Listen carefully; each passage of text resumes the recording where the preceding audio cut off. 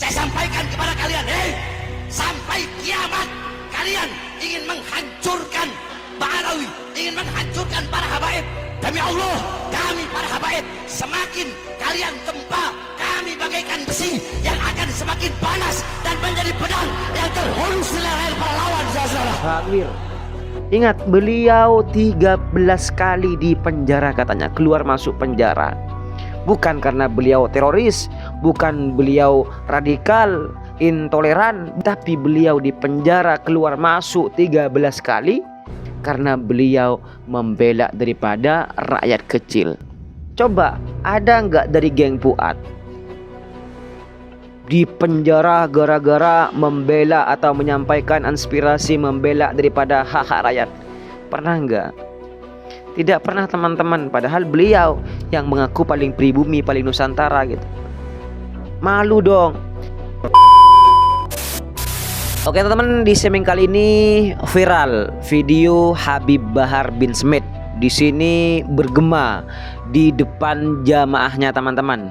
Di sini Habib Bahar menanggapi terkait daripada pernyataannya geng Imat, yang mana geng Imat mengatakan Habib Bahar provokator yang sesungguhnya. Nah, di sini Habib Bahar langsung menanggapi terkait daripada tuduhan atau fitnahan yang dikeluarkan dari congosnya geng Imat, teman-teman. Nah, di sini kemarahan Habib Bahar kepada geng Imat menanggapi tuduhan kepada beliau yang dianggap provokator, teman-teman. Ini saudara-saudara, saya dibilang provokasi, dibilang memecah belah. Sekarang saya tanya Anda masyarakat Malang, jawab yang keras. Saya bebas dari lapas Gunung Sindur itu siang tahun 2021. Kalian dengar? 2021 saya bebas. Siang saya keluar, malamnya ngumpul habaib, kiai-kiai, ustaz-ustaz, umat ngumpul nyambut saya. Saya bilang dalam hati, ini kalau saya ceramah pasti saya ditahan, tapi gak apa-apa, udah resiko perjuangan. mantap. Saya ceramah. Nah, pertanyaannya, apa isi ceramah saya yang membuat saya ditahan lagi? Kan itu pertanyaannya. Apa isi ceramah saya yang dibilang provokasi, yang dibilang meresahkan? Pertanyaannya, isi ceramahnya apa? Kan itu. Mau tahu? Ibu-ibu mau tahu nggak? Mau tahu? Waktu itu saya ceramah, saya bilang, hei Jokowi, hei Presiden, hei Panglima TNI, hei Kapolri, hei pejabat, hei aparat. Waktu itu musim corona, saya bilang, rakyat kalian kurung dalam rumah, tapi tidak kalian kasih makan, tidak kalian berikan kebutuhan pokoknya. Kalian mau bikin hidup rakyat atau mau bikin mati rakyat? Takbir. Saya tanya, itu provokasi? Jawab, provokasi. Provokasi itu meresahkan Ya, atau pembelaan? yes, pembelaan. Atau pembelaan? Pembelaan rakyat. Jawab yang jujur. Pembelaan. Kalau provokasi, bilang provokasi. Hah? Siapa yang saya bela? Rakyat. Siapa yang saya bela? Rakyat. Yang kedua, saya bilang, hei para pejabat, hei para aparat, berapa banyak warung-warung kecil, warung-warung Sunda, warung-warung Betawi, warung-warung Batak, warung-warung Jawa kalian tutup di masa corona, tapi perusahaan-perusahaan besar, perusahaan-perusahaan asing tetap buka di masa corona. Betul. Itu provokasi, meresahkan. Tidak. Terus apa? Membela. Apa? Membela. Apa? Siapa yang saya bela? Siapa yang saya bela? Yang ketiga saya bilang, hei pejabat, hei aparat, hei para pemangku-pemangku kekuasaan, hei para anggota-anggota dewan.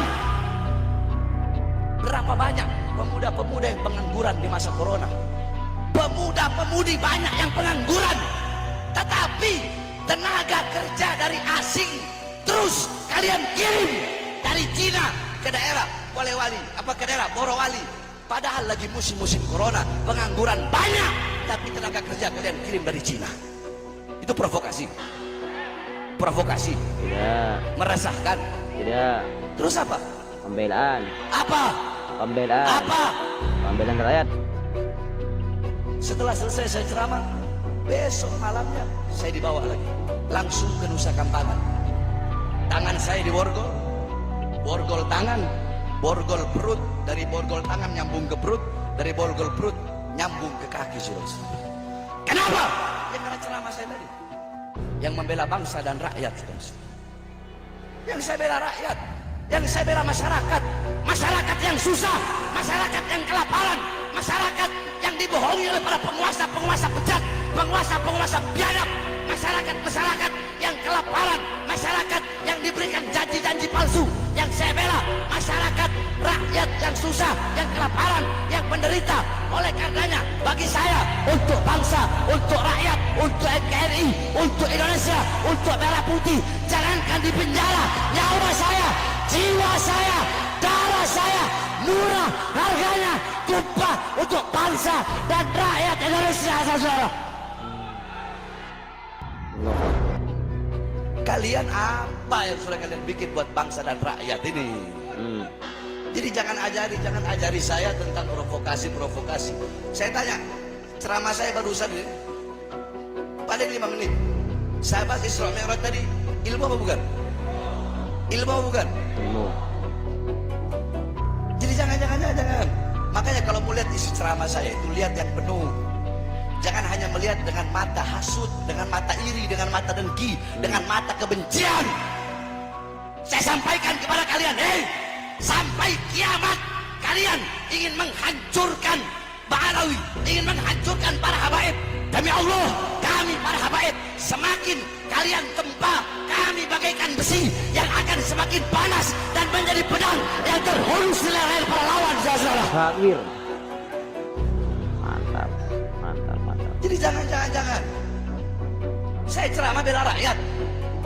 Nah ini teman-teman, Masya Allah, semangat beliau untuk selalu menambah gairah, menambah kesemangatan terhadap masyarakat, selalu berteriak-teriak, mari kita sama-sama menjaga NKRI, menjaga Pancasila. Ini yang selalu diteriakkan oleh Habib Bahar bin Smith di setiap ceramahnya, hampir di setiap ceramahnya teman-teman. Hidup Pancasila, merdeka. Tetapi kok masih banyak yang mengatakan Habib Bahar anti Pancasila, anti NKRI, bahkan ingin merusak NKRI katanya. Itu muncul dari congos-congosnya si geng Ihmad teman-teman. Ingat, beliau 13 kali di penjara katanya, keluar masuk penjara. Bukan karena beliau teroris, bukan beliau radikal, intoleran, bukan karena penjahat kelamin, tetapi beliau di penjara keluar masuk 13 kali penjara karena beliau membela daripada rakyat kecil.